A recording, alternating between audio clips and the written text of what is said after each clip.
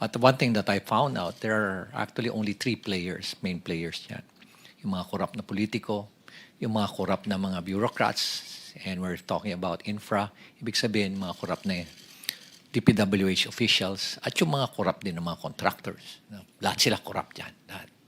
And the way I see it, it has become a cottage industry, a livelihood program. Sa laki ng perang involved. There should be 5 major players. Yung funder, which usually yung mga lawmakers, the DPWH at yung mga contractors, local government at yung community. Pero in-is out yung dalawa. Last dalawa. So sila-sila lang nag-uusap. Most of the time, when we ask them, bakit hindi kayo transparent sa records? Bakit hindi nyo ilabas?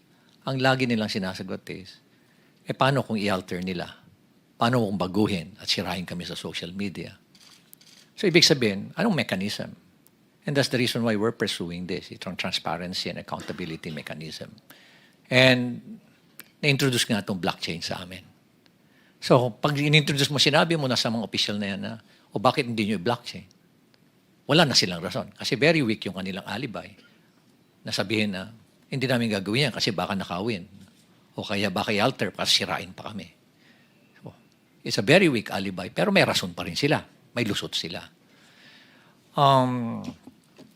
I was really surprised when suddenly I was asked, or there was a press conference, without even consulting me, calling for me, and it was actually a hastily arranged press conference. Then suddenly, binabanggit na doon na, I'm not an investigator, I'm just a legal advisor. When in fact, sila naman ang gumawa nung designation na yun, legal advisor and investigator. So there were contrasting na mga pronouncement. Kakayanin ko pa yun eh. Tatanggapin ko pa yun eh. Tatanggapin ko rin na wala akong authority over the PNP CIDG, which is true. But we took the opportunity to enter into an MOU. Nakipag-MOU kami to our initiative. Nag-MOU kami with PNP, with forthcoming yung sa NBI, with civil engineers, with IBP, mga lawyers. Ang dami mga volunteers.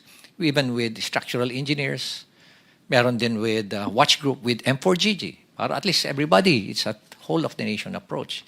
Kasi nga overwhelming. One thing that I found out is, I anticipated that it's widespread.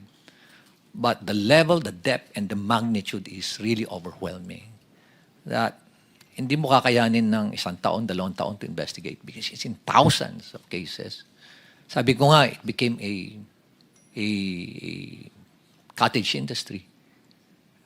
Sa isang probinsya nga lang, sabi mo, isipin mo mga 50 ghost projects, 40 ghost projects. O kaya undocumented na mga projects, umaabot sa 9,000. Sa isang probinsya pa lang yan. Paano pa kaya sa ibang probinsya?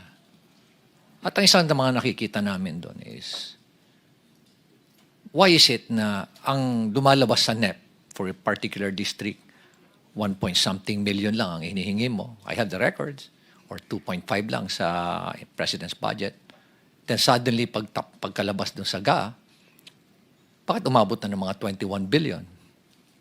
And nakita namin na talagang prevalent yung doon, yung mga ghost and substandard projects sa lugar na yun. So what was the intention? No? Hindi naman tayo tanga. Nangyayari dito, lumalabas na tanga ang Pilipino, kaya pabayaan mo na lang sila. Hindi na nila mapapansin yan. Nakaka-insulto isipin. Nakaka-insulto. Okay. Balikan ko uli yung press con na yan. Nilabas. And then, suddenly, tinabi na may conflict naman ako, being the mayor, and at the same time, being a member of the ICI. By the way, I'm not a member of the commission. I'm not a commissioner there. In fact, sila nga yung gumawa ng workaround nun. Na legal advisor investigator. Pero in-is out na ako doon eh. Tinanggal na nila lahat. And then suddenly, here comes a below the belt naman na accusation.